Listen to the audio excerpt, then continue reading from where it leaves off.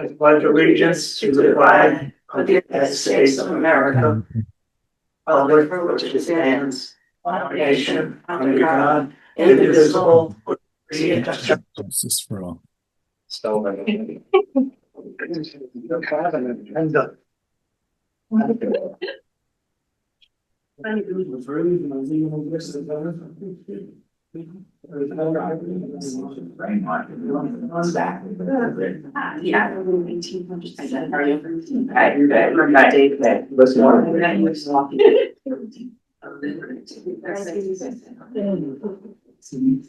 would you motion agenda?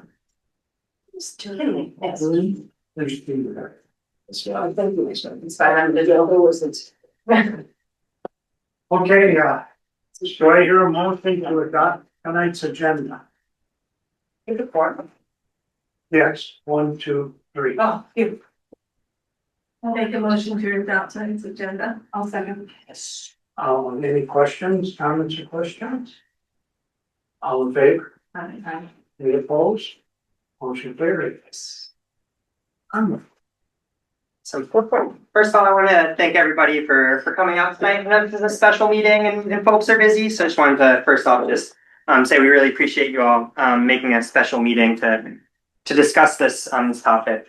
I'm here tonight to talk about the Rutland Regional Plan kind of at large, and then kind of with a big focus of our future land use map, which is something we've had since our first regional plan, which was in 1971 or 1972. I always get those dates confused. But in any case, is to say that we've had this future land use. I'm here to talk about the regional plan at large, with kind of a focus on this future land use map that we've had for a while. But is to say that there's a new state law that kind of has new implications for this map. And so I'll be kind of speaking about the map at large, like region wide, and then kind of zooming in on Poultney and what it all means for Poultney. I have a handout that's going to kind of guide the conversation. This handout is on our website. This exact handout is on our website, rutlandrpc.org/plan 2026 for folks who are online, as well as the maps that we're going to be discussing tonight. I think I might only have enough copies that folks might need to share. I think I have about 7 or 8 copies.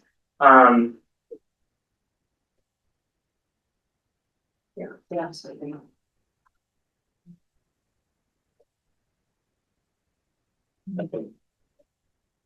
Sure. Thank you. I have one more copy. If anyone else? Yeah, sure. I'll take one. Thank you. We also had sent ahead of time some prep materials that kind of in detail outline some of the stuff we'll be talking about tonight. And I have a few extra copies for folks if anyone is interested. And this prep material is also online at our website, rutlandrpc.org/plan 2026. Is anyone interested in any of these prep materials? I'll pick one too. Yeah. Thank you. Yeah, of course.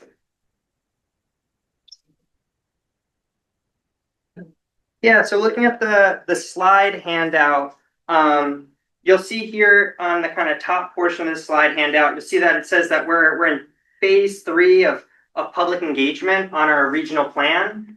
So our organization has been working on this regional plan for over a year and has been doing public engagement. And this is the 3rd phase, 3 out of 3 of our public engagement on the regional plan. In some of the earlier phases, we met with all 27 select boards and the 27 municipalities in the region. So we met with all the select boards in the region. Another example of public engagement is we did kind of pop-ups where we were kind of meeting people where they are and we're kind of getting the word out and getting input.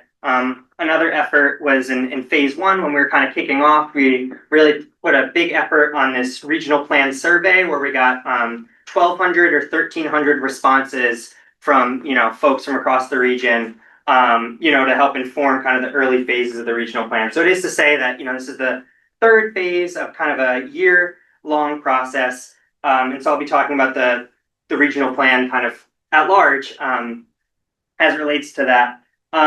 For phase 3, you'll see on this slide handout on this first page, you'll see 2 questions that we're kind of trying to hear from folks on through this last phase of public engagement. Does the plan reflect the right community economic development priorities for the region is one of the questions, and I'll in a moment explain what exactly is community economic development, and then do these priorities make the region a place you want to live, work, and play. So these are the kind of the 2 questions we're hoping to hear from folks through our public engagement process in phase 3, and towards the end I'll be discussing that. If you look at the overview, which is the next slide on this handout, is an overview of what I'm going to be discussing tonight. I'm going to be briefly discussing what is the purpose of a regional plan and the design of a regional plan. I'm going to be discussing the elements or chapters of the regional plan. And then I'll kind of switch gears and talk about this future land use map, which is just one component of the plan, kind of how we've had this map in our organization through all our regional plans dating back to the 70s, but kind of what has changed in terms of the implications of this map. There was a new law in 2024, which kind of changed some of the implications.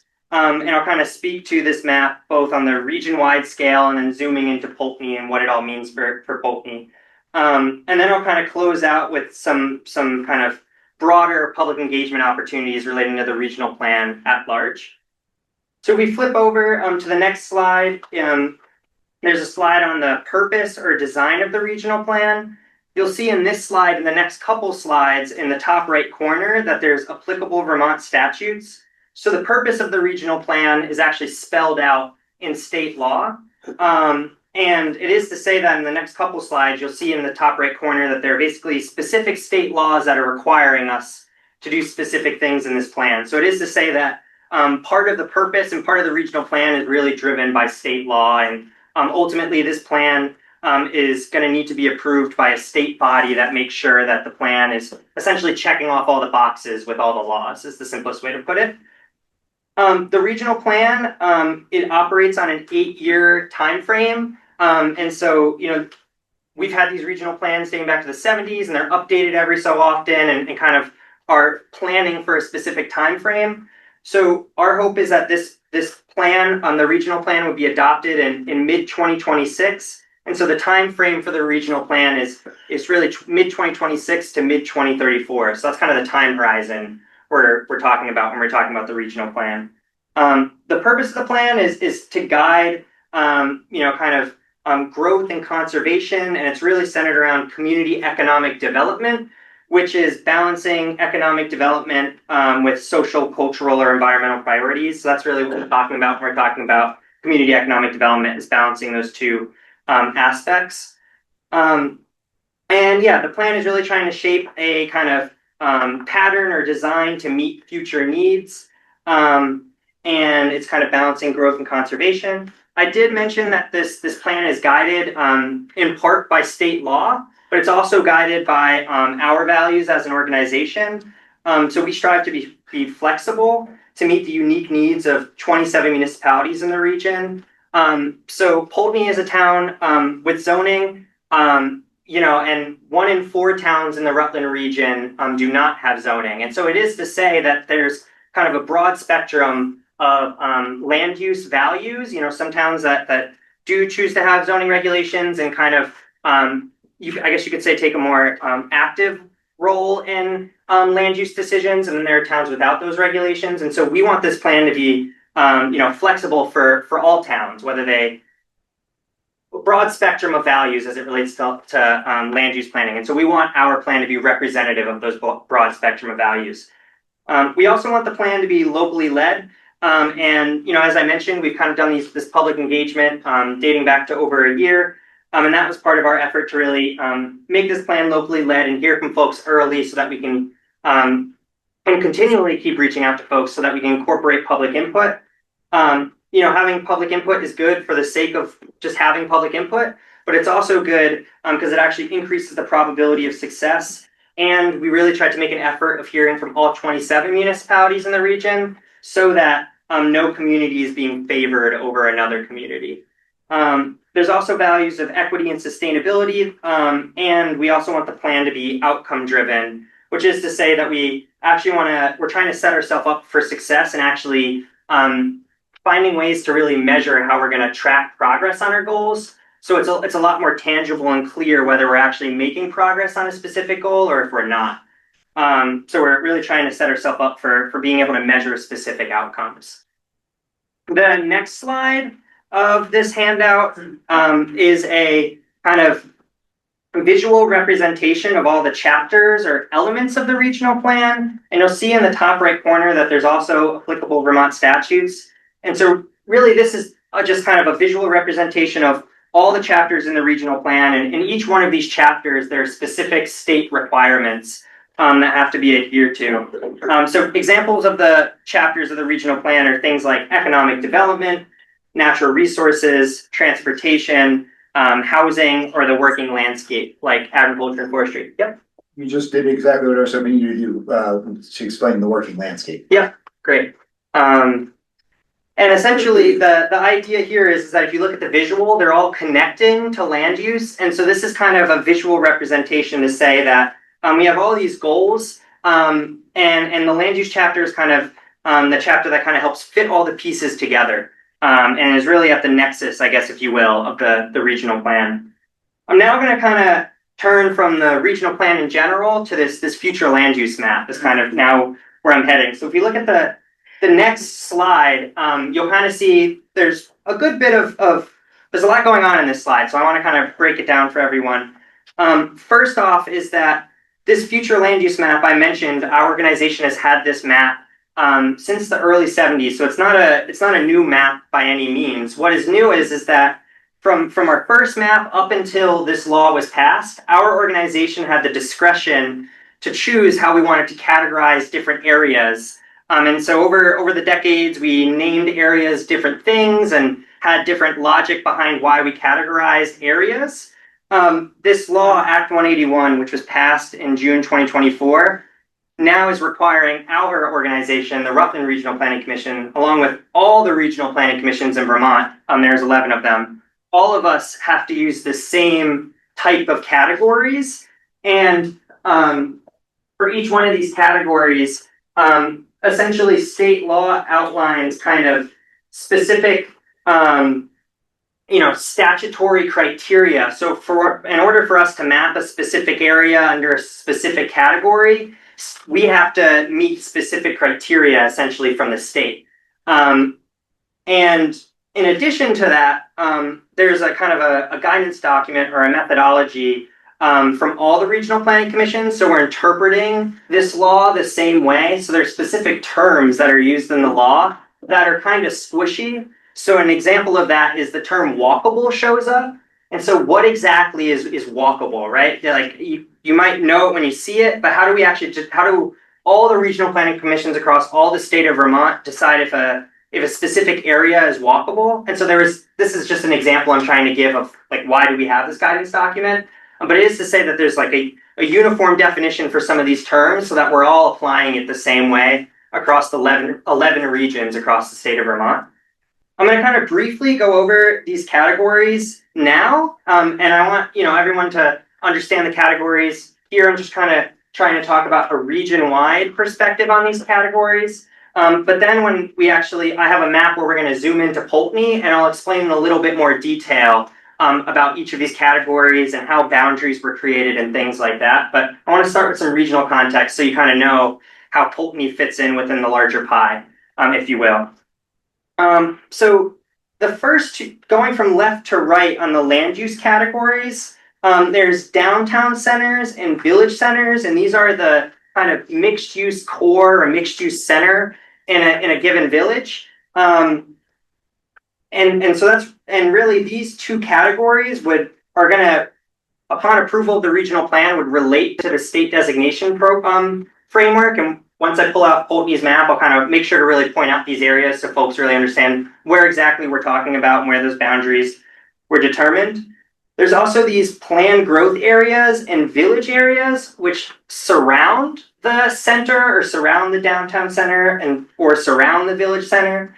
And these would also relate to the state designation program as quote unquote neighborhoods. And again, when we get to Poultney's map, I'll really point out those exact areas. Those 4 categories would be the areas that also relate to an area that the town could choose. The town could choose to opt into being exempt from Act 250 under specific scenarios. Essentially, if the development is a housing project of 50 units or less on 10 acres of land or less, essentially it could be exempt, but ultimately this is up to the town to decide whether or not you want to have this exemption or not. Is that a question? Or, oh no, I just couldn't tell if your hand was up or not, sorry. So Oh, me? Yeah. No, Oh, okay, great. online. You'd see my hand. Yep. Yeah, Jeff. you're muted. Jeff, Brandon. you're muted, Jeff.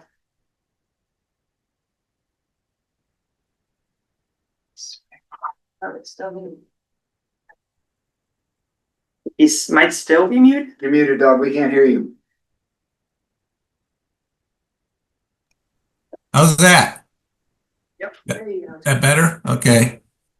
You all were wondering why I was so quiet, I'll bet. So my question was whether or not the town has an option to choose more than one growth area per township. So you said you wanted to, in your last example, you had said that you could choose an area, the town could choose an area for growth that exempts Act 250. Is that limited to one area, or are there multiple areas that Act 250 Yeah. could be exempted?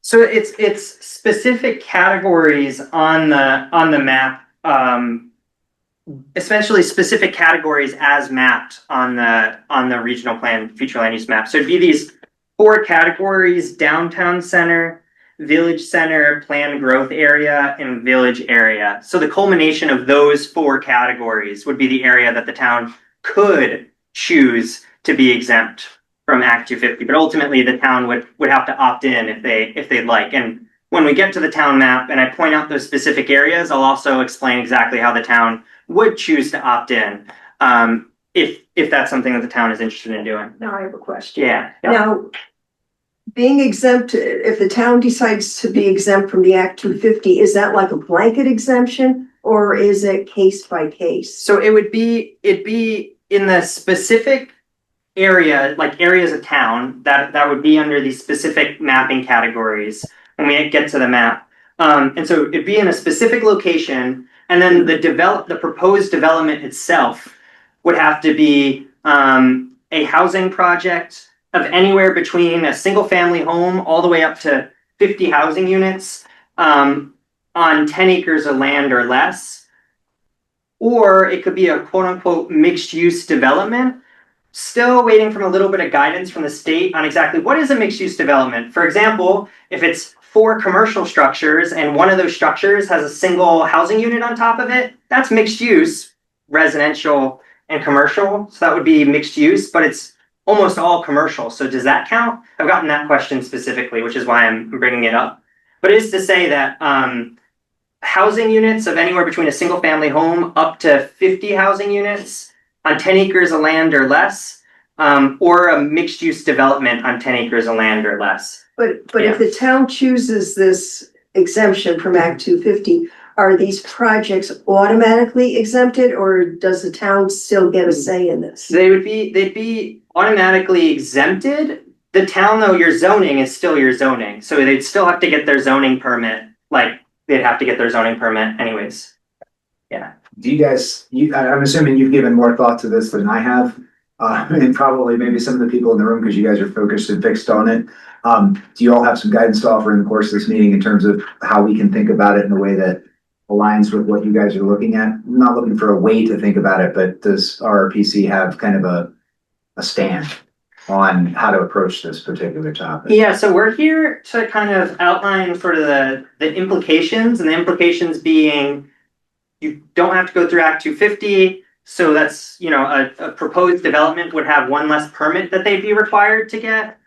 The assumption that people have made in this law is that, well, if you don't have to get the Act 250 permit, that means that it would be easier to develop, and that would therefore kind of make it easier to, that's the assumption, but you never really know until you know. So, but it is to say that that really the implications are that you just would not be required to go through that permitting process. You still have to go through zoning and, yeah. So we're in an experiment. The hypothesis is this is gonna make it easier and give us more development, and we're running it live. And so that's the assumption is, that, yeah, by having one less permitting process you have to go through, which is associated with cost and time, Sure. that would therefore make it more likely that a proposed development would actually happen. Makes sense. So that's the theory, but you never really know until you opt in, if you get what I'm saying. I got you. We're just trying to streamline growth. Yeah, and essentially areas that are targeted for growth, if you will, and that's kind of why they're limiting it to these specific categories, because of the criteria for us to map them has these things. So, for instance, if an area is served by sewer or water, those sort of things means that it's they want to encourage growth there, and so that's like that's one of the criteria for some of these districts. If it may, it has helped me think about it. We have a wonderful designated downtown, and through that kind of slicks the rails to allow development under certain circumstances, because as a town, we've determined that area can handle growth and density.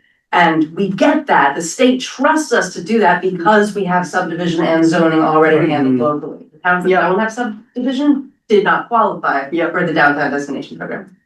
And therefore, no exemptions from Act 250 through this process because they didn't qualify for this over. Yeah, and so that's the sort of, it's recognizing that there's this sort of town by town, area by area within a town that there's this sort of pre-screened, if you will, that okay, the town has zoning and subdivision regulations, so there's some sort of local regulation. Okay, there's the infrastructure, and so for all those reasons, they're kind of saying Act 250 doesn't need to be, could be exempt.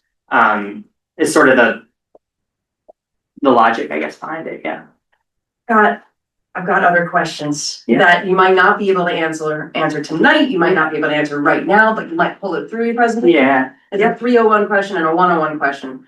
The 101 is at a local level, does the town planning commission need to work really hard, really fast to incorporate these once this is adopted into our own town municipal plan? Yeah.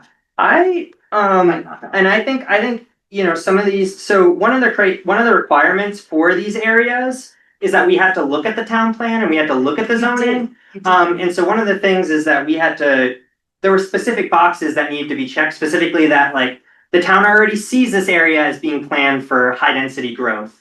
And so when we get to these boundaries, you'll actually see that some of these boundaries look very familiar, and it's because they are boundaries, from the town's town plan and zoning that had to be slightly, tweaked. Specific areas had to be excluded just because of state law.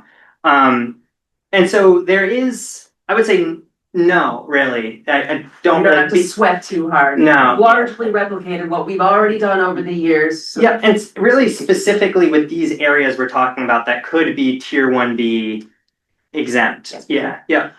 The 301 question, that was the 101. The 301 is Gary Holloway wrote to us recently, and apparently because of Act 181, I haven't tracked this in the language yet. Yeah. Poultney, as a downtown, as a Tier 1A or 1B, would need to create a design review district or a historic district in town.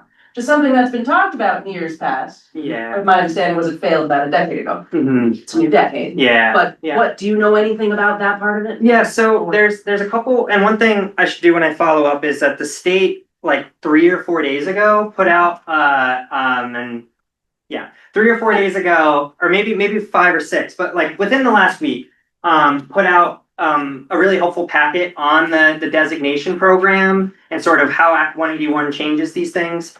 So essentially, one thing to keep in mind is that Poultney has a downtown, and so throughout this entire process, what is stated in the law very clearly is that no one's losing any benefits. And so, if you're currently in the designated downtown program, you're carried forward. The trickiness of this question that, I I do have the answer for is essentially that there's essentially when you have to apply for the downtown, there's a whole series of boxes you have to check in order for them to approve it. One of those boxes was a quote unquote planning commitment is the term that the state uses. Sure. And so essentially, and I know this is probably getting very in the weeds. Sorry, guys. We're but- planting the seed, because this is the select board that we're gonna have to bother with this stuff in a couple of years, So essentially, when you guys had to do that, there were like 4 options you had to pick from. One of those is what you mentioned, the local historic district. Yeah. Another was the creation of a development review board. Sure. And so that was the one that the town checked. And then with this new law, what they're saying is that in like many years down the road, that they're gonna go, and I believe it's actually 8 years, so in a similar timeline sequence, so that would be like 2034, and this is where I'm gonna follow up with you and get the exact legislative verbiage, because this I can't remember, what was the date exactly, but it is to say that essentially in some point, like 8 years down the line, they are gonna be looking for downtowns to meet like a new set of requirements.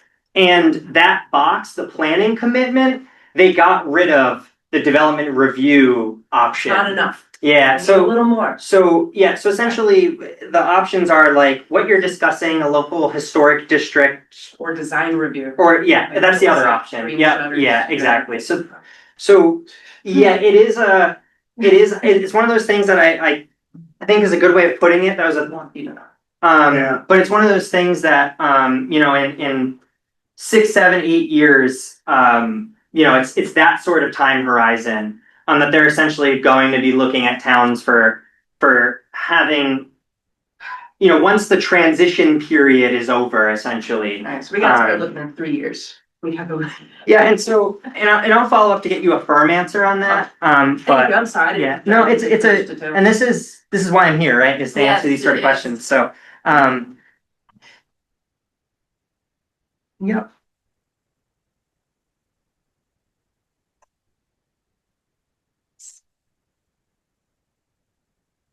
So yeah, and I'll kind of keep moving through the rest of these sort of regional categories. Yeah, and so the next category, so I discussed downtown center, village center, planned growth area, and village area. The next category on this sheet is transition area, which I can tell you right now, there are currently none mapped in Poultney. These are areas that are served by sewer or water and or sewer or water, one or the other. But for some reason or another, didn't meet the criteria for one of the 4 categories. So an example would be that if Jamie actually had mentioned that one of the requirements, sorry, Jamie, several of the requirements for these is that you have to have zoning and subdivision regulations. So if an area was served by sewer, but the town doesn't have zoning or subdivision regulations, that would be a reason why you'd be in transition area. That doesn't apply for Poultney. There are some of these enterprise areas. Slate, it's all slate. Yeah, yep. And so enterprise areas are kind of natural resource extraction areas. And so in Poultney's case, and really along the western border of the region, this is really quarry and slate. And yeah. For resource-based recreation, that category is not just mapping all recreation. What that category is basically mapping recreation areas with a high amount of development associated with it. So Killington. So an example would be, Killington with the ski resort and their condos. Another example would be, Lake St. Catherine, where there's development around a shoreline. So essentially, like shoreline development is another. Those 2 are really the key examples for the most part of these resource-based recreation areas. The remaining categories on the right-hand side are rural, and really, these categories. What we're saying is what we're giving our highest support for particular land use activities. So for instance, in rural general, we're giving our highest support for low density rural development. In rural ag and forestry, we're giving our highest support for agriculture and forestry. And in rural conservation, we're giving our highest support for conservation. I'm using this term highest support on purpose. We are, we want to support rural development, across all districts.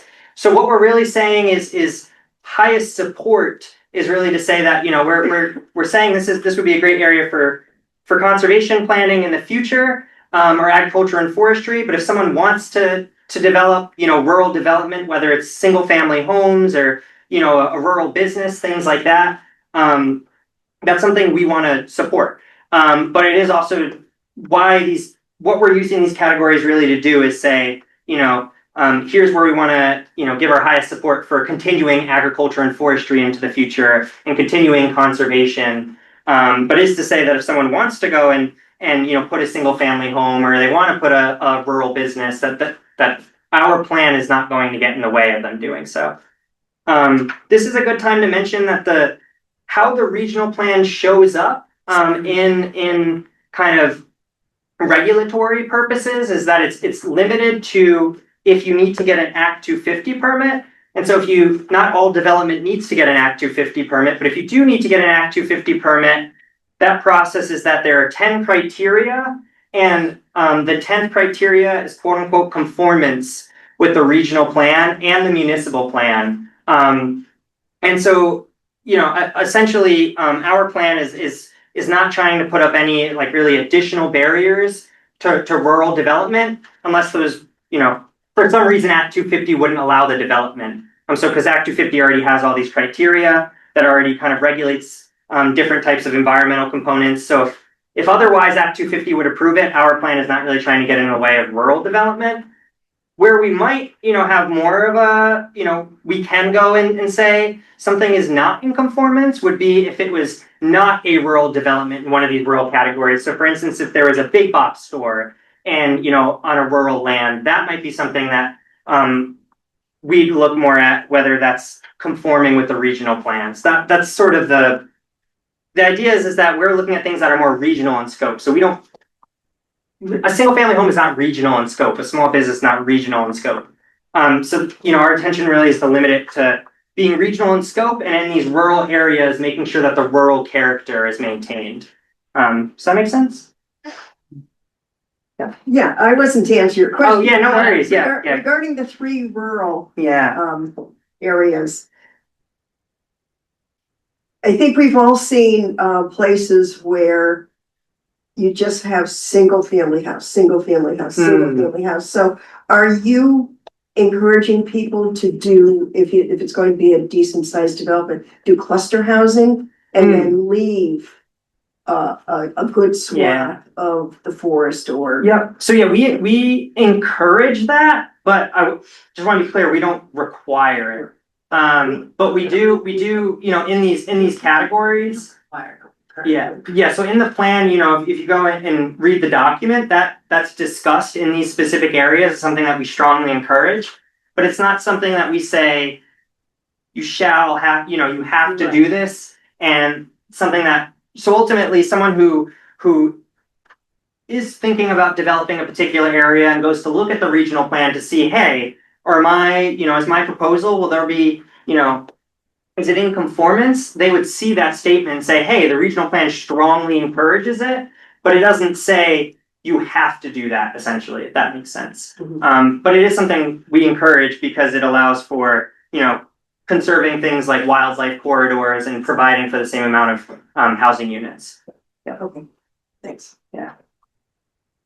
So I was now going to turn to zooming in on Poultney, and before I wanted to do that, kind of wanted to set the stage with our current future land use map, so you kind of have an understanding of what do we have adopted and what we're sort of thinking about, you know, as a draft. Ultimately, this map is a draft that we're still working on, but kind of seeing where we're thinking about shifting. And so right here is our currently adopted map, which was adopted in 2018. Rush the stage here. Yeah, folks are welcome to get as close as you want, by all means. Oh, yeah, but just want to keep the books on there, so this will roll off a little bit.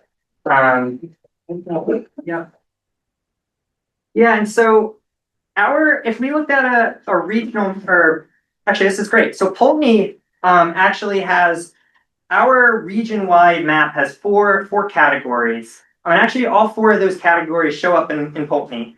And so there's high density, medium density, low density, and development constrained. And one thing I want to point out is that on this map, you can see what is firm boundaries. And what I mean by that is you can clearly see when one district starts and stops. Just as this as an example. If you actually looked at our official regional map, our boundaries are blurred or blended, which means that you wouldn't be able to see exactly where a boundary starts or stops.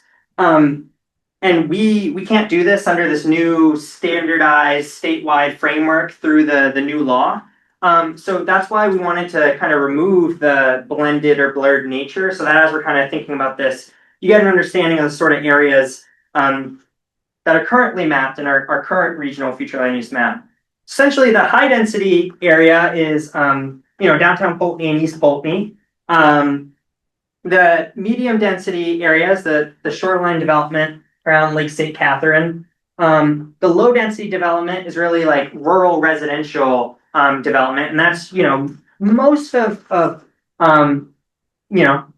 Poultney with the exception of the northeastern corner. And then there's development constrained here, and I'm not sure. I would have to think about does anyone have any thoughts of what the constraint might be? Might be here. Yeah. Slopes. Yeah. Okay. That was gonna be. Just like the turbines. Mhm. I mean, the Yeah. slopes. Yeah. Is Well, that the steep slopes- wildlife management area? It sure is. Yeah. Or not like, I mean, not the WMA, but yeah, the Conservation. conservation. So those two examples. those two examples are the most common reasons why an area was development constrained, was steep slopes or existing conserved area, like a wilderness area. Does this map make sense to folks? It's pretty straightforward. Great. Yeah, and this we had 4 categories versus 11. So yeah, it's definitely a little bit more straightforward. So now I'm gonna just peel this off, and this actually should all roll up nicely. And now I want to explain kind of what we're looking at on the current draft map.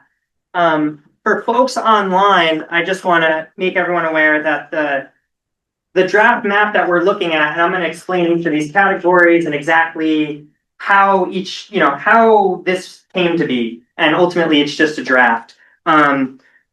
But this draft map is available on our website, rutlandrpc.org/plan2026. And if you scroll, there'll be a list of meetings. And under each meeting, there's something that says something like draft map. And that, if you click on that PDF, that is the exact map everyone's looking at right here. And one other thing I was actually supposed to do, apologies, before I started showing the town map that I just want everyone to be aware of. But just so you know, in terms of the regional map, that 94% of the region is classified in one of these rural categories, whether it's rural general, rural ag and forestry, or rural conservation. So it is to say that most of the region is rural. And about 6% of the region is in one of these non-rural categories. But I just wanted to kind of set the stage to say that most of the region is rural, and you'll see most of Poultney is rural, although there's a higher percentage of Poultney that isn't rural compared to the regional average. Above average. So now I'm going to walk through kind of each one of these boundaries and kind of how they all came to be. And I'll also kind of, And so I'm going to start with downtown Poultney. And that is this dark purple right here. And so, as was mentioned before, Poultney currently has a state designated downtown for downtown Poultney. So the entirety of that designation is included. Part of this effort was we were looking at existing designations to see whether under this new law with these new requirements, whether that boundary could be expanded.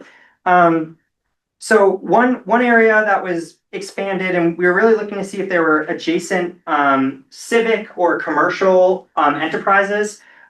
So one part of the boundary, it was expanded to Colburn's Automotive on the corner of York Street and Church Street, which I believe is this segment right here. For context, Yeah. so we just went through the process of expanding downtown boundary. It looks like you definitely captured this. Yeah. part. You're saying that in Yeah. addition to that, So in addition to that, it pushed up a little bit. yeah. So This pushes up. Yep, exactly. And so I'll actually mention this now. And yep, so Jamie was really great and actually at like the perfect timing. Sent me the notified me of that. And so we were actually able to include that extension exactly as it was. So that extension is I just literally took your lines and traced over them. The other, in addition to this one segment, Colburn's automotive, as well as the back half of the college campus, is on East Main Street up to the Poultney Veterinary Hospital. And so that's up to here. Yep. Used to stop at Stone Valley Arts. Yeah, right, that's nice. I noticed that. It really does come down to that. Yeah. Now, from what you're saying, this whole downtown area, it exempt from Act 250? So that would be one of the pieces. So it's going to be 4 of these categories, and once I go through all 4 of them, I'll make sure to be like all 4 of these combined. But essentially, it's going to be this, and this in aggregate. So the downtown, the village center, the planned growth area, and the village area would be the areas the town could choose to opt into that tier 1B Act 250 exemption. To zoom in on Mary Sue's, Yeah. to zoom in on Mary Sue's question real quick.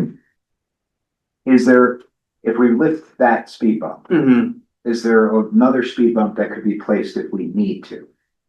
And could it be placed arbitrarily? In other words, if we have something coming down the pipe that we need to stop, and broadly speaking, we have a thing that we've been let go, we want it wide open, but we see something we've got to get in the way of. If by exempting this 250 thing, do we remove our ability, do we take a tool out of our kit for putting balls on something? It wasn't in our kit, it was the state's kit that we were handed. Okay, so this is kind of what I'm driving at, is like, was this ever a mechanism for doing that? And if not, if so, does this reduce the efficacy of that mechanism? The town zoning really is the process of, if you can get your zoning permit, that's kind of the way of deciding. And that's why they're allowing. Exactly, and that's why it's required that towns have zoning regulations and subdivision regulations like Poultney does, so that there are that local review process that's already there. It'd be wise to take a look at that before we make that decision. You might, To refresh. sorry, I'm just gonna jump in. The other thing that you might want to consider if in thinking about this is the Act 250 criterion and which ones really are relevant to Poultney outside of the zoning. So a lot of what happens in Act 250 sometimes is repetitive in your zoning process. So if you have a very thorough zoning review, a lot of times when you get to the Act 250 stage, so much of that has already been decided by your local planning commission. So if you think about it in reverse, that Act 250 is controlling, maybe in some of these areas, natural resources or the amount of development that actually happens, infill development, or what we were just talking about, historic character, neighborhood character type things. So there's probably only a few things within Act 250 that might really have an impact on those areas. But if you're talking about Act 250 in some of these other areas, it's a whole different ballgame. But when you're talking about, which is why this is, kind of coming down the pike in the way that it is, you're talking about some of these areas that are already built out. Some of what happens in Act 250 is repetitive with your local. And then you have the big permit fee. Act 250 had a reputation of making everything really stringent and wrong. We're in the stage of encouraging the opposite. And as a Right. town, that's our perspective, is we want. A little girl. Well, and the other thing that I would just add is that Not too much, you get that by zone. we just talked about, and it'll take a little while for the downtown organization or whoever this ends up being, if it's the zoning commission, to implement design review or local historic district. But that's why that becomes a bigger priority, because then you need that regulation in your local zoning so that you can kind of control the character, or like you have more say, because Act 250 is not going to do that work any longer. So that's why that becomes more important. Since you did such a good job of explaining that, and I'm sorry, Logan, could you counterpoint that? Like, is there a reason to keep or to reject the exemption based on your experience? Because you clearly, like, my question was asked of it, so I'm just like casting a wide net, making sure I'm not missing anything. So I don't have experience that I need to feel fully confident to say I've thought of everything or experienced all of it. You, on the other hand, are right up in the guts of it, of pretty much everything. And I'm curious, like, do you maybe this isn't the right form of it, but would you make a counterpoint on that, or are you just thinking the exemptions? are Like a ready to go? recommendation, you mean? I'm not. I don't wanna put you on the spot. Yeah, I'm not ready. That's fine. Not ready for that, but I think maybe that is what we need to think about doing in the next few, like for the regional planning, like that would be the outcome of this meeting or like the subsequent meeting to, yeah, kind of take it. Weigh the pros and cons, right? Yeah, and so that is the sort of how the downtown boundary looks the way it looks. Next one I wanna point out is probably pretty easy to explain is the village center. There's a village center in East Poultney. This boundary is the exact same boundary as another state designation that Poultney has, which is the East Poultney state designated village center. So that's that boundary is the exact same boundary that we're looking at right here. So essentially, yeah, we just took that boundary and put it right there. The next area I want to call out is the planned growth area. And so this area, based off the data we had available, is sorry, my apologies. The planned growth area is this color, right here. And this boundary is based off of our data is the sewer service area, in Poultney. Except it subtracts river corridors, which are mapped by the state, and special flood hazard areas, which are mapped by the federal government. And so you'll see that, for example, through here, as an example of a river corridor, and special flood hazard area. So that's how the planned growth area boundary was created, was essentially a sewer service area minus these flood mapped areas. And then Service area does not know. But I will say one of the things, you know, if we only have the data we have for sewer service area, but you folks would probably know better than we would of like, no, actually the sewer service area is all the way over here or there. So you know, if you see other areas in town that you're like, no, that's definitely served by sewer, that's something we'd really like to know. There is something to keep in mind, the future utility district is something that Jonas put into play forever ago. The idea of that is not that it was the entire area that was served by sewer water, but it could be, and so we need density bonuses if someone was going to build out a septic system to their lot, which has not happened to my knowledge, but it was still a good idea, and that might be a good representation. I don't have what you have here for a boundary, but I'd be curious if you've overlaid the future utility district on that. So that's I might transition to the next category, because the future utility district actually shows up in this village area boundary, which is the lighter, softer paint color. The village area boundary is you know, not served by sewer, and it is it's either in the future utility district or the industrial district, just north of one of these blocks of the future utility district. So part of this, or the residential 1 acre district, which I think some of that is you know, around East Poultney, I believe. And a requirement was that it needs to have adequate soils to accommodate a septic system. And this is one of these terms of all the regional planning commissions wanted to be in agreement on what exactly does that mean. And so the Agency of Natural Resources has a data set that they map all the soils in Vermont and all these different classifications of, you know, how likely they are essentially to be able to accommodate a septic system. It's not a substitute for actually doing like field work and actually seeing whether or not, but it's kind of the best data we have available.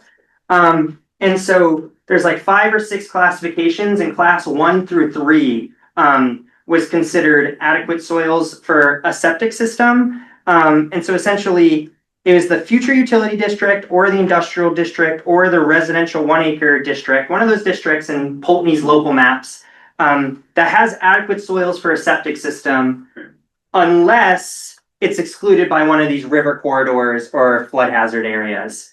And so, for example, just so you kind of see, you know, this boundary, I actually took a look.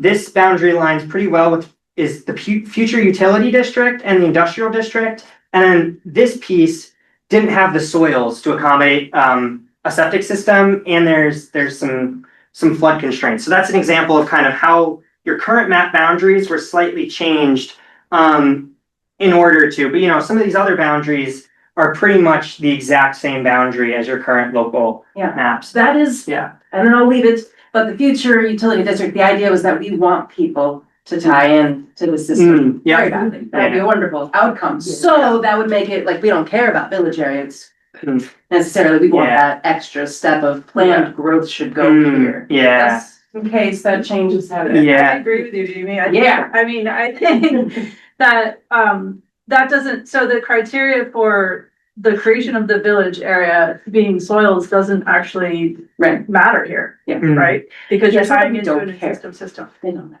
Yeah, and so we ultimately just our, you know, when I had mentioned we have to go to the state to get our plan approved. Yeah. So ultimately, when they go and they look at this area and they're like, huh, this is planned growth area, is it served by sewer? We'd have to come back with something to be like, Okay. here's our evidence. And so, you know, the obvious evidence is like, yeah, there's literally a sewer line here. And then the other, Barring that. yeah, but those are the sort of things. So another thing would be like, there'd have to be something tangible that we could really point to more than just like a planning document. So one instance that was heard from me across the region was like a fire district is actively buying land to set up a system. That is a lot different than just a throwaway sentence in a planning document. So ultimately, not and I wouldn't say that, sorry, that probably wasn't the best way to phrase it. But I've heard the reason why I use that terminology, what you just described is not that. It is planning though. No, it is a concrete. regulation, so that's different, but it is to say that we just need to have documentation for the state. So I would say, A scoping study? send anything and everything to us, and we can see, because we want to be able to, you know, incorporate as much, you know, your input, we want to be able to incorporate it, but we ultimately need to be able to check all the boxes with the state. Yeah. And so we want to incorporate that input. So we, you know, if you have anything that can kind of show, like, here you go, state of Vermont. That's really what we're looking for. Because we have to ultimately defend it with the state. Yeah. The town committing to the bonus payout that you guys were talking about, is there some level of, not, and I don't know any of the specifics of it, but is there some level of town commitment that can be seen as evidence by the state, or does it actually have to be like? Yeah.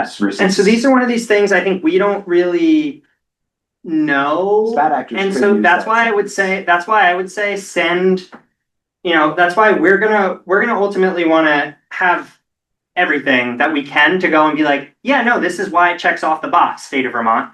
And so You need the infrastructure in place. yeah, as opposed to like in the town plan, just a sentence that says, that's what I was trying to get at essentially, was that, you know.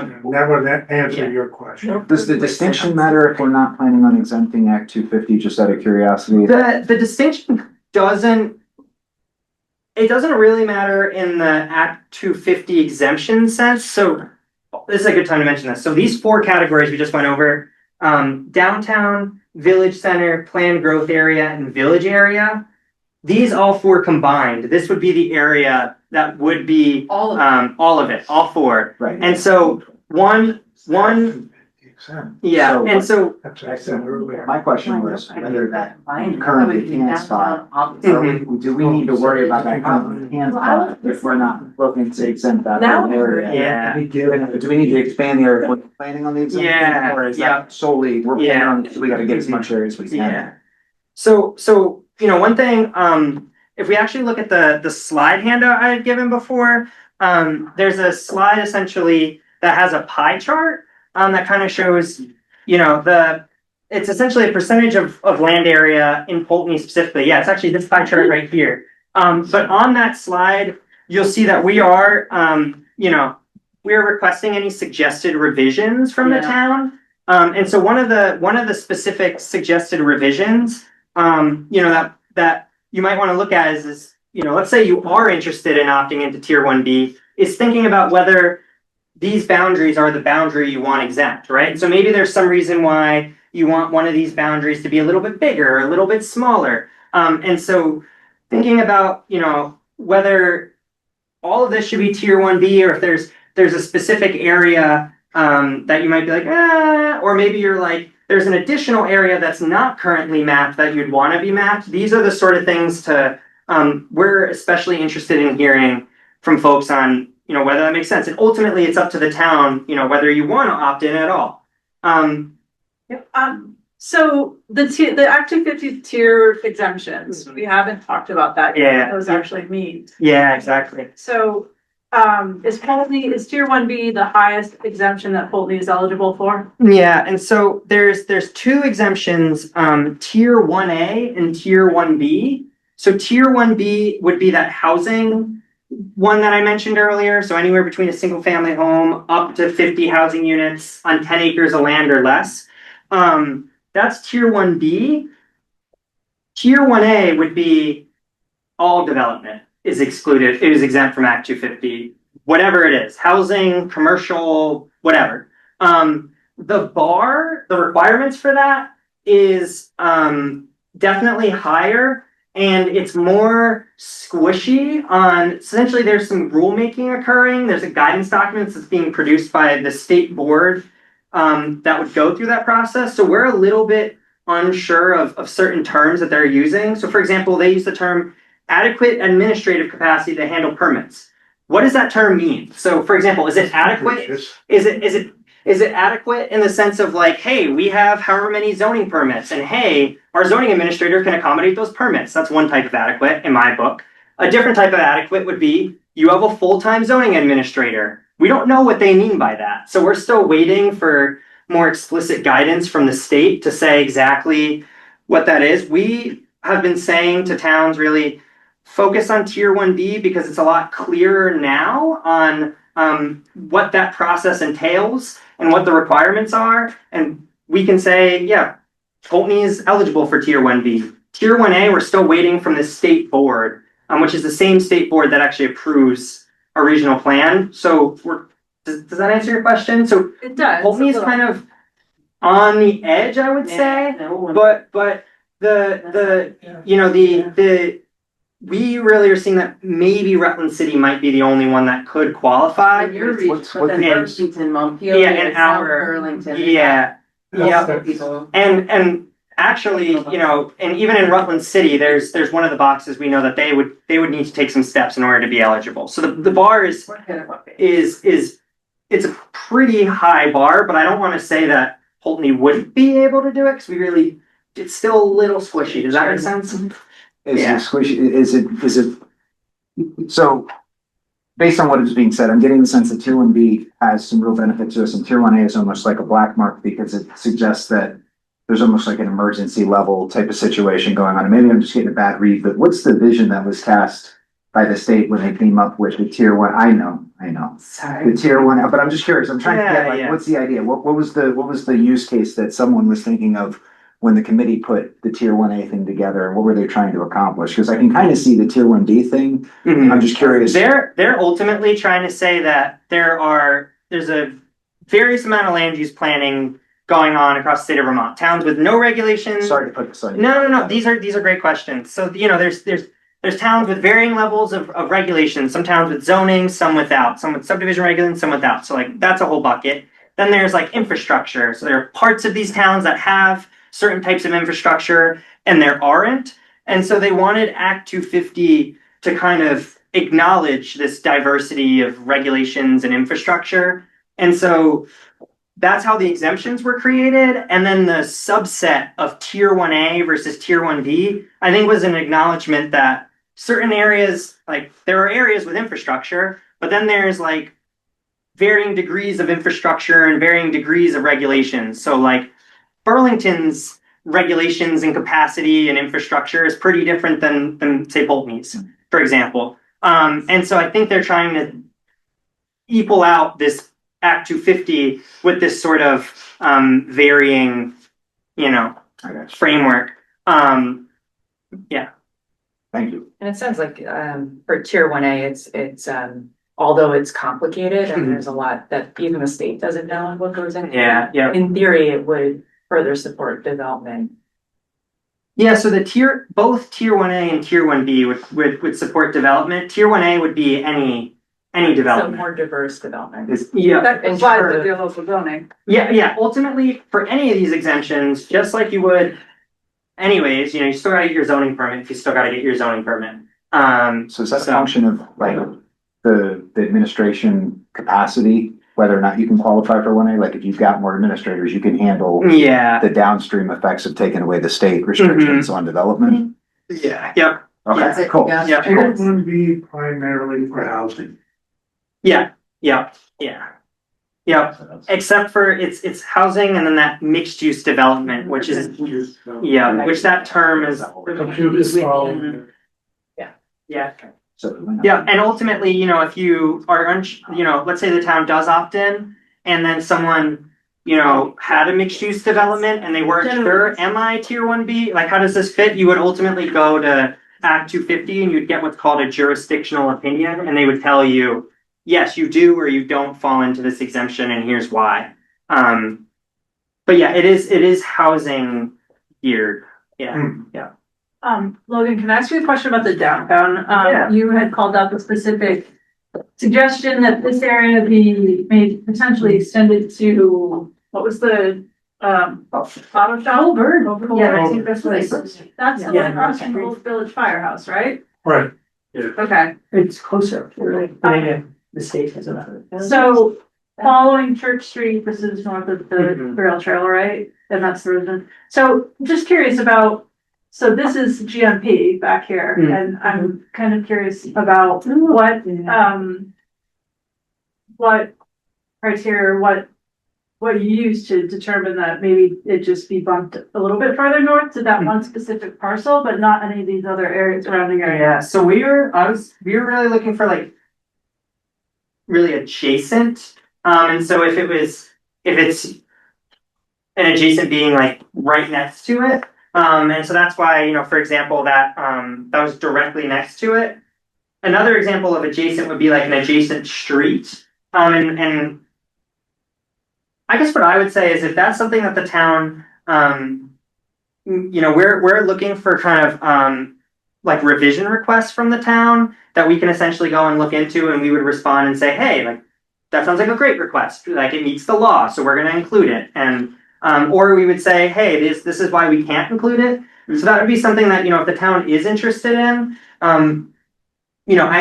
I don't know too particularly the details of this street, so I'd want to go and look at it and get back to you on that. Okay. But if that is something the town is interested in, I'm taking notes tonight just so that I have them. But we are requesting that any questions or revision requests be made 3 weeks from today, which would be June 4th.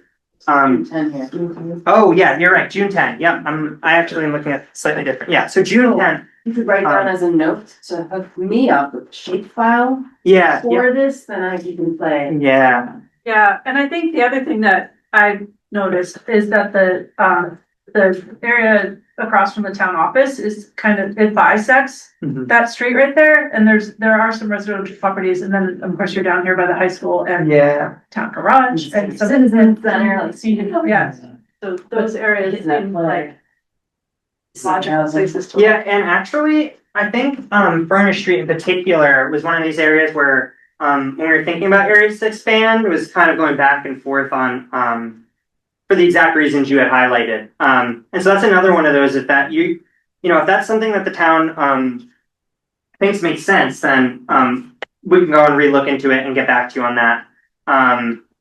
But does it Yeah. matter? I mean, there's the downtown designation perks with the tax credits, and God help you, I don't know how that's Yeah. gonna work, but so as a planned, Right. let's say it's a planned growth area, Yeah. but we've already made the determination that we're pretending we're 1B. Mhm. But that means, according to you, and he was giving me a hard time for not hearing it before, everything from village through downtown are Mhm. 1B. You cannot just say the downtown's 1B. Yeah, and one thing we will note is that you can kind of take like a part of it in the sense that like each chunk. So if there was a reason that maybe East Poultney, let's say, you didn't want to be tier 1B, but downtown Poultney you did. There would be a way to do that. We're a little bit It's confusing. We're a little bit unclear how we would actually, and you're allowed to say whatever you want. Not comment.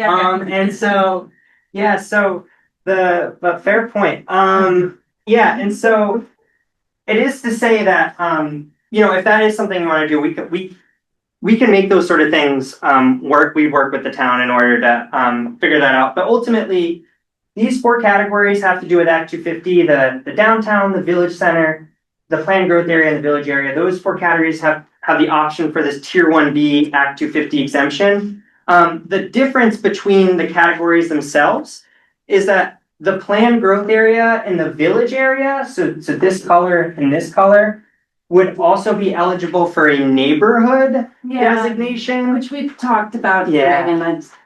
Yeah, and so that designation, essentially, upon approval of the plan, you'd be enrolled as a neighborhood designation. Yep. And what that would mean is that you get some specific benefits. And so some example of these benefits from the state. And so some examples are kind of funding priority or priority consideration for some of these state grants or state programs. So like the Better Connections program is a. We've already done. Yeah, well then, perfect. There's transportation, a lot of transportation funding though. Yeah. And so another example was like, one example is that this neighborhood in the name is kind of geared towards housing. That's why it's called a neighborhood. And so one of the benefits is that you would have priority for state and federal affordable housing funding, and state wastewater permit fees would be capped at $50 for residential development. So there are essentially additional benefits. So like that would be a financial benefit for a developer. So, super quick question. I think the answer is already yes, but the downtown was the downtown, or it is the downtown, but when this gets approved, that becomes the downtown. And so the areas where you've stretched it, say to the vet office, is the vet office now eligible for downtown tax credits? Yeah, and so all the, yeah. That's great. That's Yeah, it. yeah. I like it. Yeah, it'd be eligible for the tax credits. Yep. Wow, Yeah. cool. If you wanna push that over, we can, as a board, approve that, so CV would be involved in it. And put them into the downtown, like we did the college. Yeah, so Getting greedy now. yeah. And so Actually, better for. Nature funds, get some sunshine. Yeah. Don't ask me. And so let's say the town was interested in opting into Tier 1B. How the process would work is that I have this form, and that basically someone on behalf of the town would fill it out. Probably someone like the select board or town manager would fill it out. One of the things that's required is that you would need a select board motion and minutes attached showing, hey, the select board is opting in. And essentially you would fill out this form, the town would fill out this form. I only have one copy, is to say the copy is also online at the website. I've said a couple times, rutlandrpc.org/plan2026. And essentially you'd fill out this form, you'd send it to us. And if you have any questions, we can help. And then we would take this form from Poultney and any other town that wants to opt in to Tier 1B, and we would actually submit that form with our regional plan.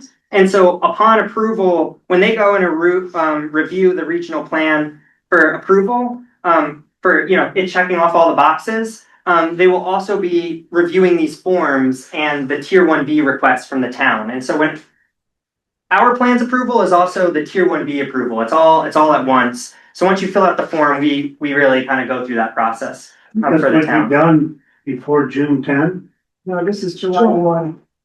Yeah, and so you would have till July 1. Yeah, thank you for mentioning that. We should get that on our agenda for our June 9th meeting. The way that you said that Mhm. left my opportunistic interpretation that Okay. by going along with you, Mhm. we might catch a little tailwind Mm. and make it easier if we just stood up alone and said, hey, we're interested. And so how it works is that Tier 1B is that process I described is the process. So you wouldn't go and apply separately. They've kind of made it where it's all flowing through this regional plan. Tier 1A, you would actually apply separately, and this is one of the differences between the two.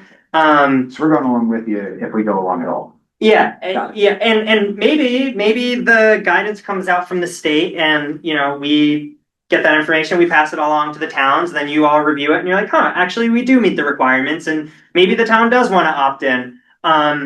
Yeah, so we're Is there gonna be a second whack at 1B? that's a good that's a great question. Just see where our boundaries are. No, it's a good question. So we our state law makes it pretty clear that you can choose to opt in separately from the process, but that it doesn't necessarily explain how.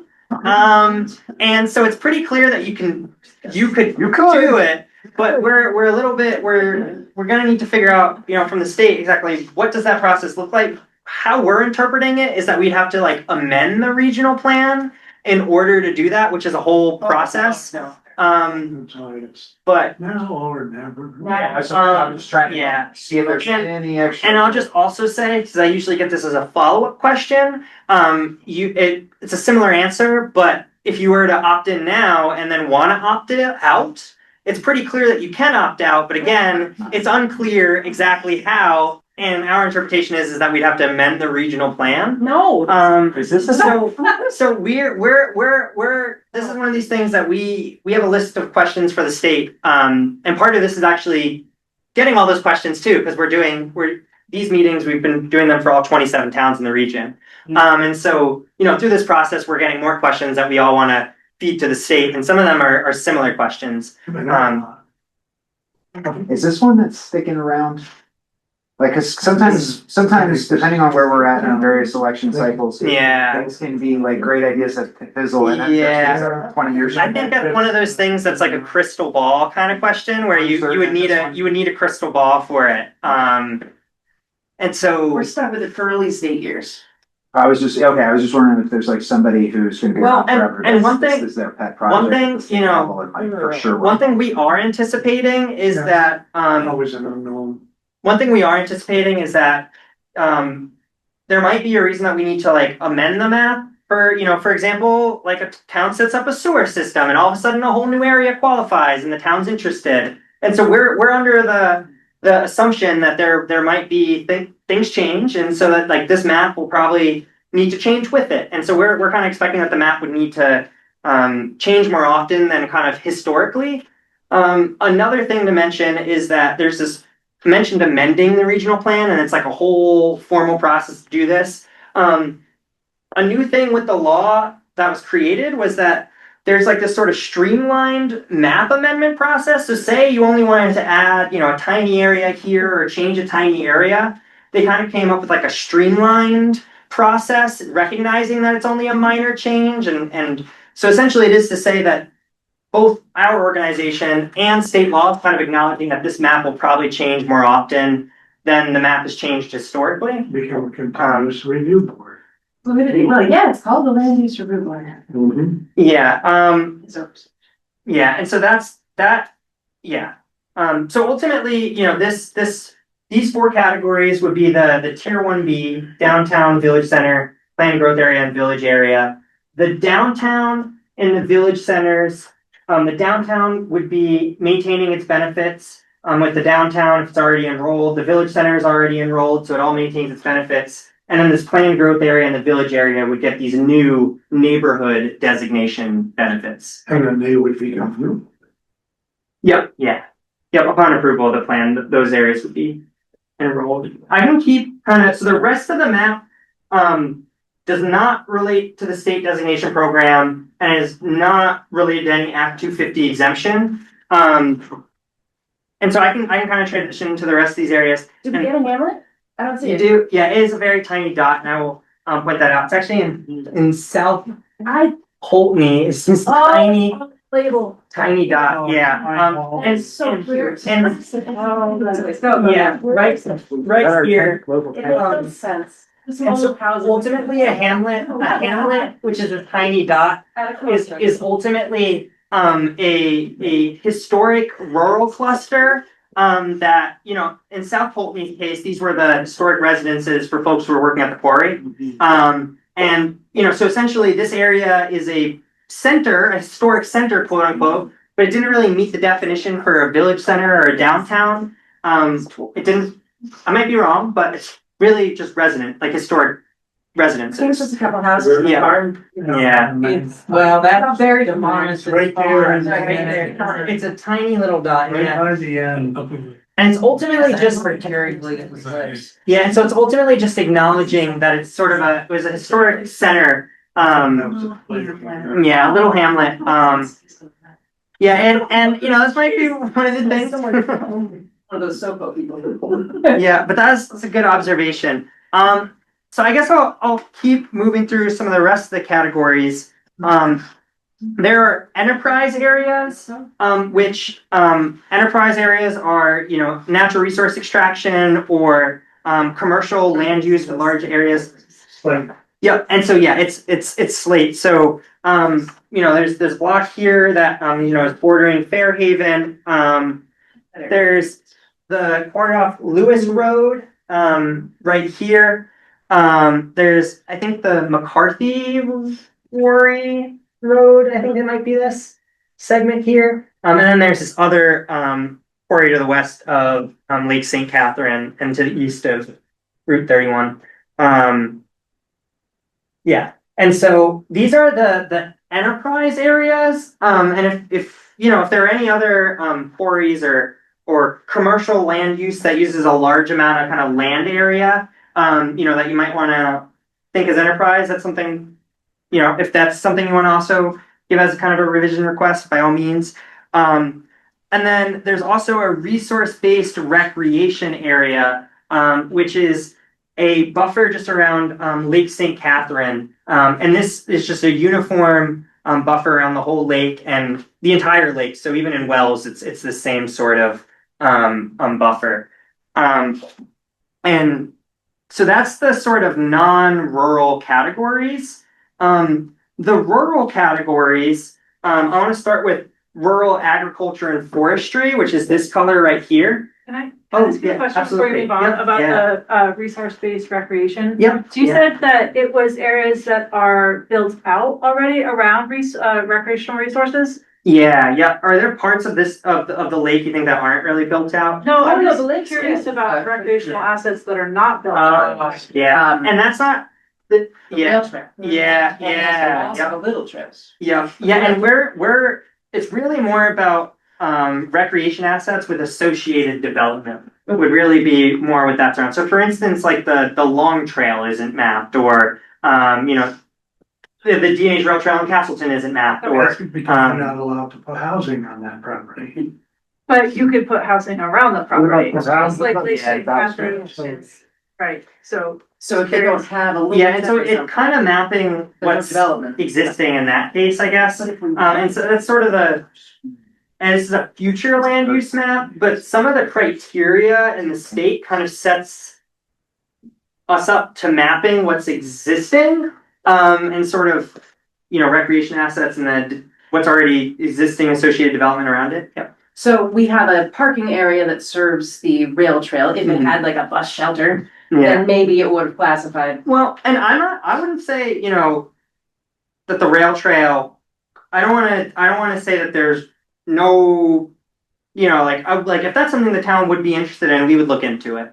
It just sounds like it would look Yeah. real good on a grant application. Oh, it's a resource-based I'm recreation area. more Yeah. curious about like the natural resources protection, like the definition of what that actually is and why Yeah. it's mapped. Yeah. Is it there because you want to control additional development around Lake St. Catherine, around like a natural resources? Because most of your recreational assets of that size are based around a natural resource. Mm. So if you're trying to like limit development or control development that could be detrimental to that resource, then it Yeah. should probably be mapped in that regard, even for areas that aren't built out. But it sounds like maybe this is. Yeah, and Outside of the so scope. the resource-based recreation area and the kind of like policies and what we're conveying in the plan relating to that area is that we want development that like supports the recreational activities. So for instance, if there's like little shops or something around the lake or things like that, but we're also saying we don't want any development that compromises the recreational asset. So we don't want any development that would compromise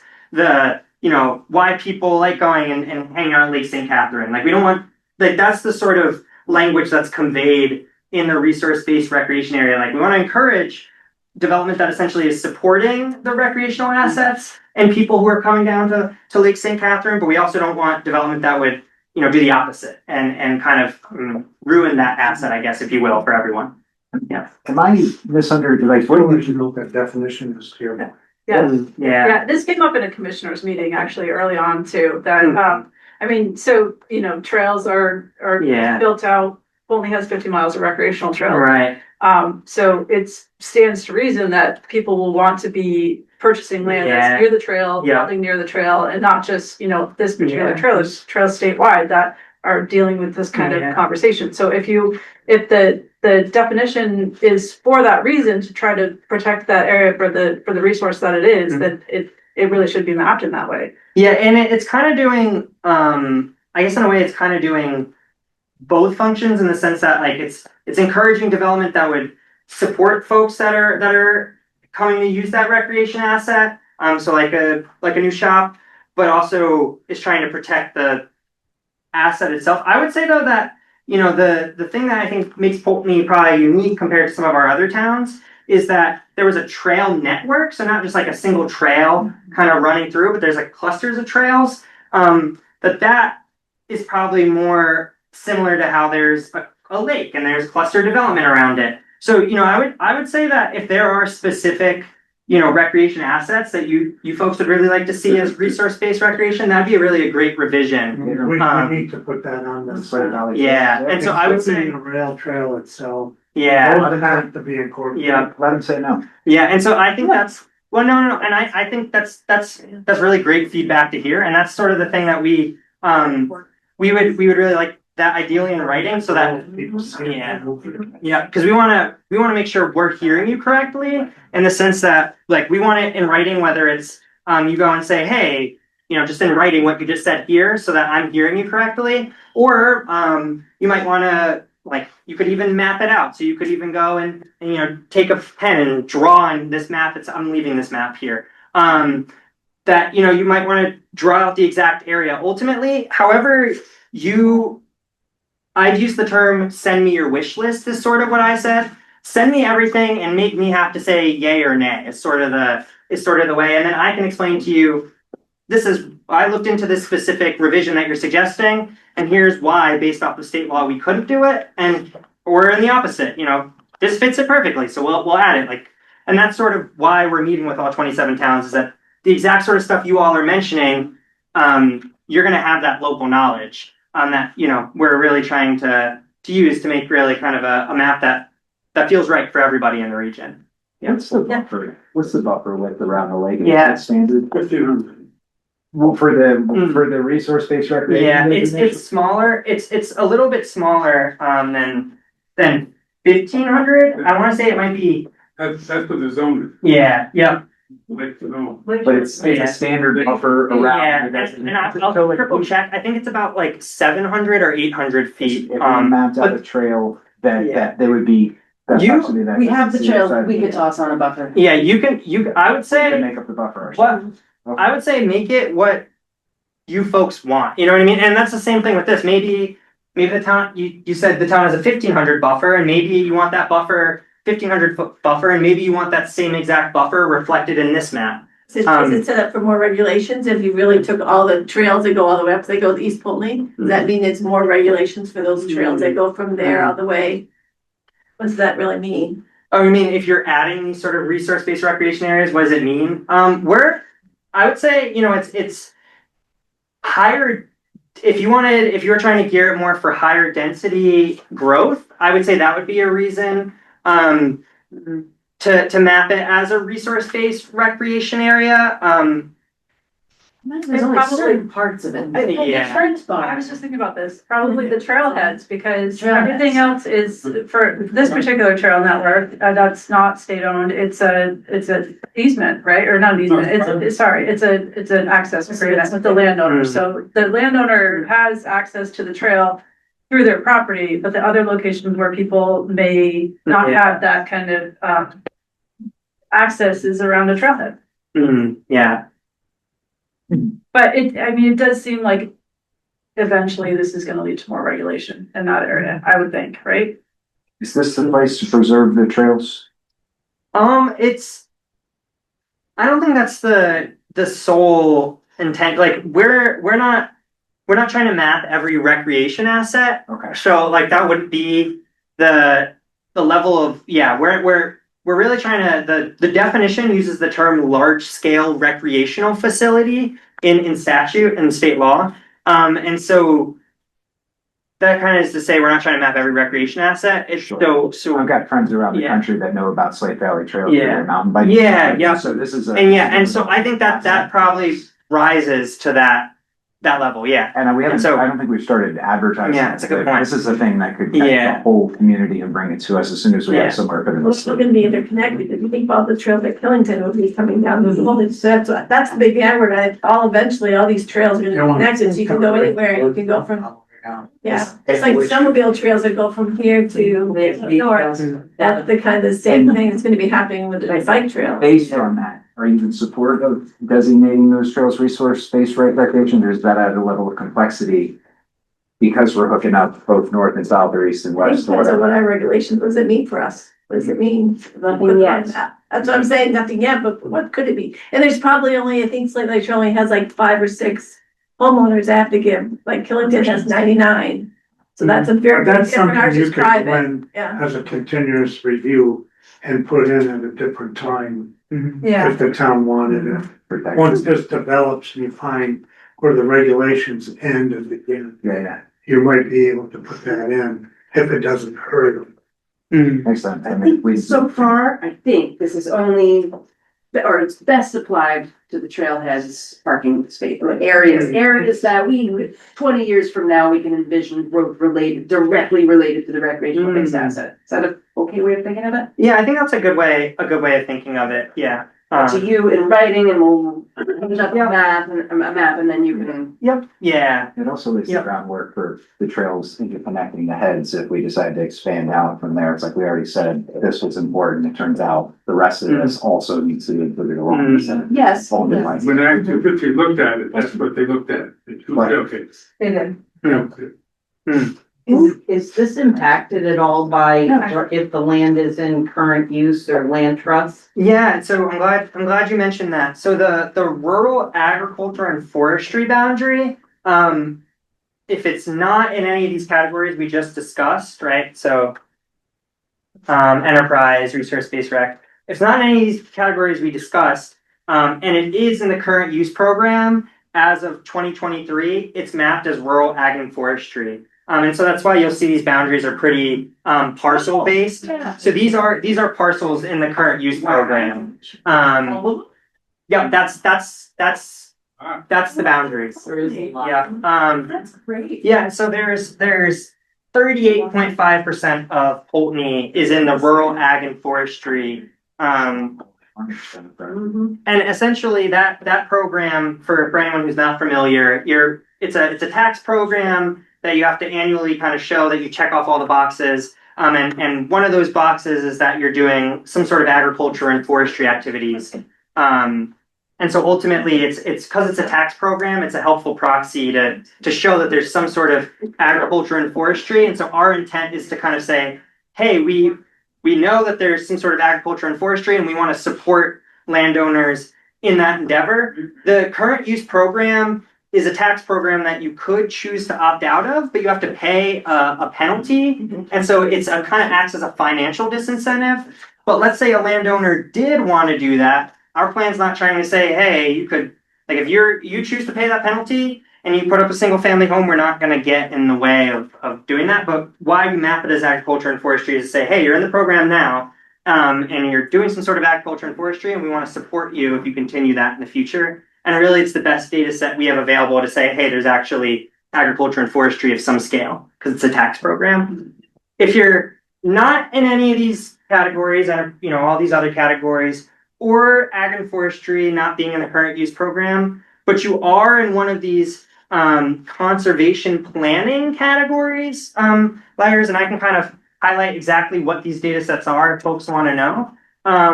But essentially, then you would be in the conservation or this green color. One thing to know is that some of these mapping data sets are like very precise.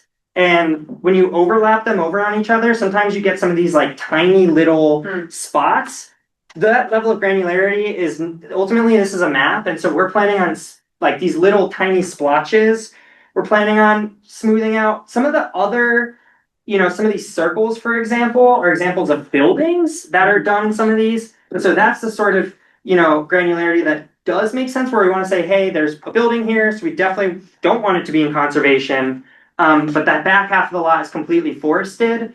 And so it is to say that it's ultimately a draft, and we're trying to figure out what level of granularity is appropriate. So ultimately we're like, this is a little bit too granular, but trying to understand so I just want to make that as a caveat as we're looking at this map. But ultimately want to reiterate that just because an area of land is in conservation or in agriculture and forestry, it doesn't mean that we're saying you can't do rural development. We're just saying that we're giving our highest support for conservation or agriculture and forestry. But we want to allow rural development if that's what a landowner wants to do. But it's ultimately kind of what are our priorities for that given area of the town, if that makes sense. Isn't there some kind of payback though? If they have it, they're under the land use already, and if they choose to build something on it? If you're in current use? Yeah, so if you're in current use, state law does have that penalty. So it is a financial disincentive. What we're saying is if a landowner chooses, hey, I'm going to pay that penalty, and hey, I'm going to develop, and that penalty's still there and they pay it. We're just trying to say that when you go and get your Act 250 permit, and you have to go and check off all the boxes, and one of those is conformance with the regional plan, we're not going to present a barrier. That's what we're saying if it's rural development. My road. And so that's ultimately, but the current use program is sort of the idea of it is that it is kind of, most people don't do that. Most people stay in the current use program because there is that financial penalty, and because they're already doing that sort of agriculture or forestry anyways. So, yeah. And the other thing too, Cheryl, is they'll still have to meet our zoning regs. Yep. Yeah. So for any kind of development in that area. Yes. They have 5 or 10 acre zoning that. Yeah, and ultimately, why we kind of have that is that it kind of goes back to when I mentioned at the beginning of the slides about us wanting to be flexible, is that we understand that Act 250 is already looking at a lot of these things relating to environmental resources, and so there's no reason for our plan to make Act 250 look at those things again. And so if you're already checking off all the boxes as a rural development, short of not being rural, like a big box store, things like that, that's really, it's not regional in scope to us for someone to go from the current use program to now wanting to put a single family home. That's just not regional in scope. So, yep. And then I'll just point it out again, but essentially there's also this hamlet here. And if you're not in any of these categories, the remaining land area is rural general. And that is that we're supporting low density development, but really it's general. So it's any type of rural character. So from here, I want to just kind of reiterate that, we're looking for any suggested revisions, or if you have any questions, to put those in writing with the date that it's due is actually on the slide handout. One other thing I also want to point out pretty explicitly is that one other change with this law, Act 181, is that they set up the tiers, right? So I mentioned Tier 1A and Tier 1B. They also set up Tier 2 and Tier 3. And so they're essentially going to be dividing up the whole state of Vermont into these tiers for location-based jurisdiction. And so our map does not relate to Tier 2 or Tier 3. It does, for these exceptions we talked about, it does relate. But, these other tier 2 or tier 3. Essentially, tier 2 is just, and I will point out that the prep packet, that's online that I've handed out a couple copies has a lot more information on all the Act 250 tiers.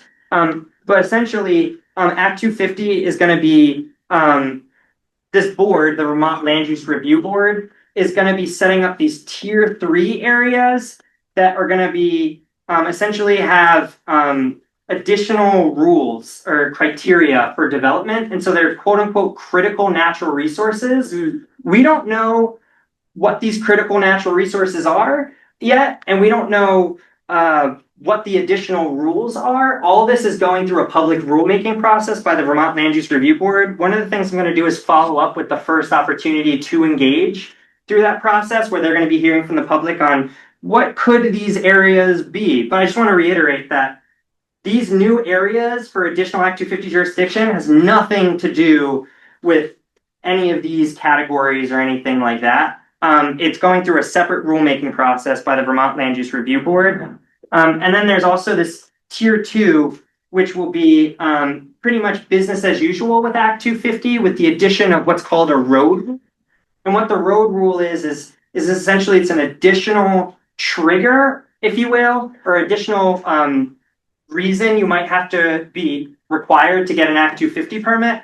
And so what the road rule is that if you're constructing a single road in excess of 800 feet, or if you're a development project with multiple roads or multiple driveways, and it's in excess of 2,000 feet, that would be a trigger or another reason that you would be required to get an Act 250 permit. Even in a town that has its own subdivision. Even in a, yes. That's where I could see it happening in Poultney, subdivided large parcel at the back.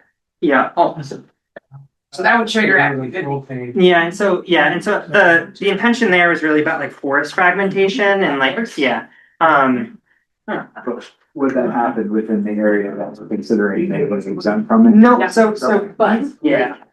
like that application of the ARB hearing. So yeah, any area that the town decided was tier 1B, that would be the tier. And then any area, then there'd be other tiers that would be. I was gonna say those two criteria that you mentioned. Yeah. First, a designation as tier 2 is required for those two criteria to be considered. Essentially, it's really that there's mapping criteria for these areas, and then those. That automatically, that I think I understand what you're saying. What I'm just wondering is, what are the things that, the if then statement that causes everything to fall where it does? So yeah, if you're not in these 4 categories, Then we start taking a look at the requirements for tier 2 or tier 3, yeah. So So if if you're in those. yeah. But it is to say that, let's say the town chose not to opt into tier 1B, because that is an option, the town could choose not to opt into tier 1B.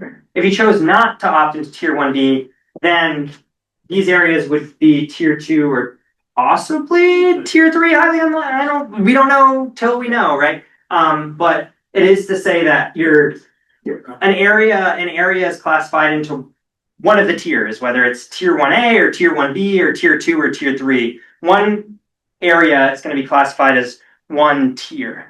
So if you're tier 1B, you're tier 1B. If you're tier 2, you're tier 2.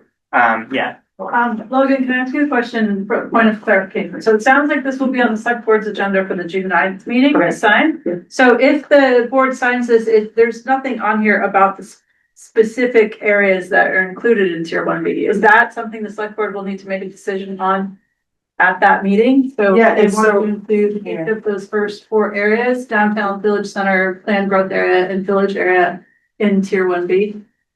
So It's on this page.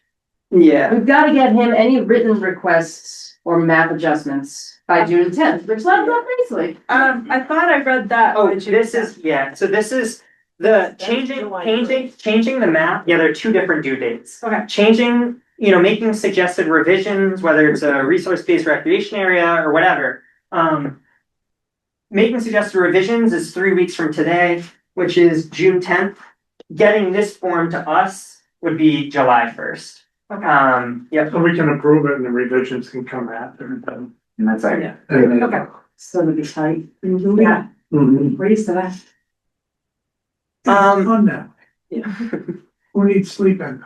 Yeah, and so are there any other questions about the map. It's quite well. And ultimately, you can follow up the questions and revisions like that. From here, I was planning on turning to kind of the broader phase 3 public engagement and kind of that part of the slides. But if there's any other, I'm happy to answer any more questions or revisions about this map.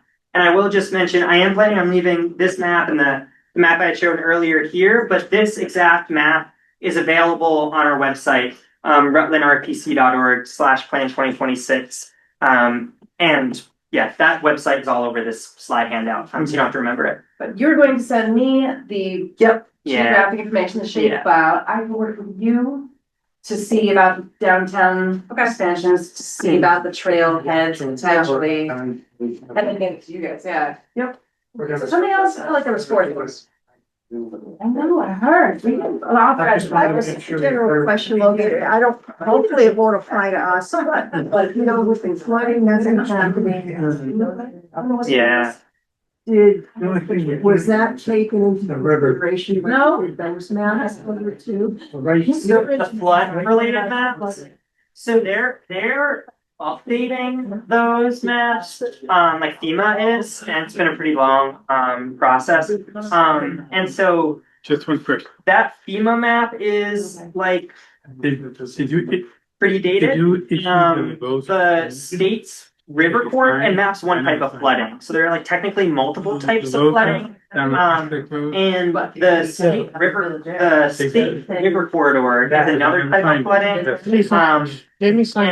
kind of captures the type of flooding that's more common in the state of Rutland. And that's. And yeah, and so that the fact that both those layers shows up. Those are the flood related data sets.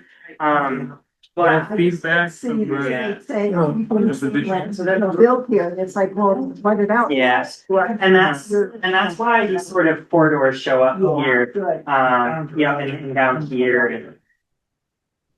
So it sounds like I'll go ahead and kind of wrap up on the on the kind of broader plan. And so we are I mentioned we are kind of on the third and final phase of our public engagement. And we wanted to kind of have some ways for folks to be able to kind of interact and understand what the plan is about. The regional plan itself will definitely be over 100 pages, so it's not a small document. So we wanted to provide some more accessible opportunities to kind of understand what the regional plan is about on the most accessible, simple, pretty fun way. We partnered with a cartoonist to kind of visually, graphically represent kind of what some of the core ideas of the regional plan. So some examples are we want to encourage growth where there's infrastructure.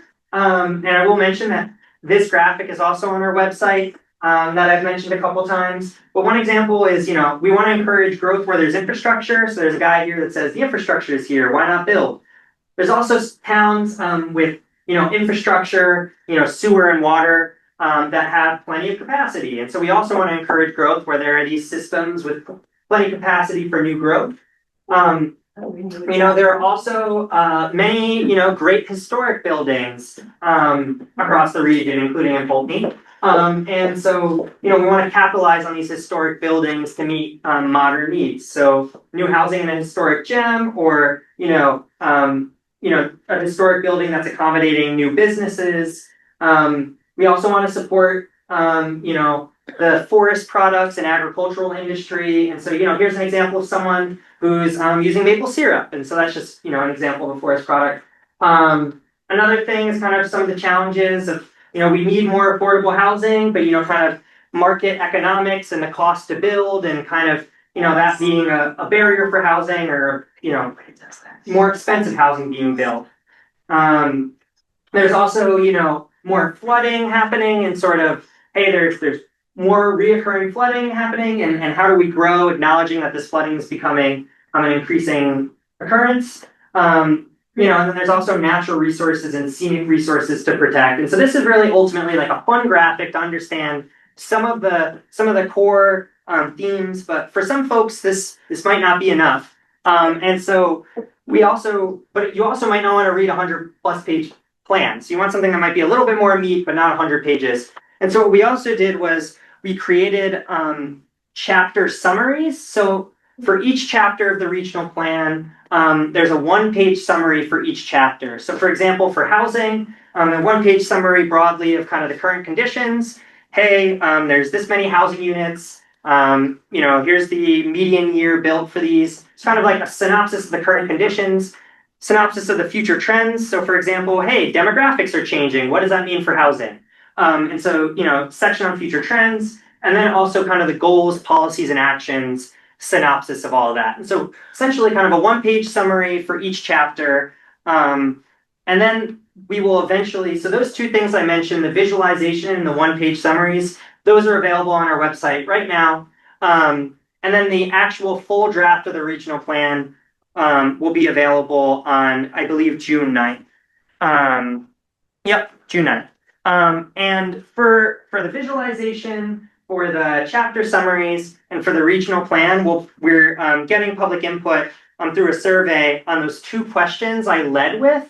So does the plan reflect the right community economic development priorities for the region? And do these priorities make the region a place you want to live, work, and play? And so, on the pretty much the last slide here that says regional plan next steps, really, what you folks should be thinking about from here is potential next steps essentially is whether there are any map revisions or any additional questions you all have relating to this map, whether you want to opt into the Tier 1B area, and for both of those, sending those to me, and then also, providing, input if you'd like on any of these, the visualization, the chapter summaries, or the regional plan. And we'll also be doing some in-person events as part of phase 3 public engagement, as well as with the survey. I just want to wrap it up, and I just again want to thank everyone again for taking the time, holding a special meeting. I know that folks are busy, and that holding another meeting can be tricky. So I really appreciate you taking the time for me to talk tonight. Good job. Okay. Man, early meeting is adjourned. Seemed like you're giving this. Do I hear a motion to adjourn? Making references. It's true. Who's gonna second it? I second it. All in favor? Aye. We're out. We're done.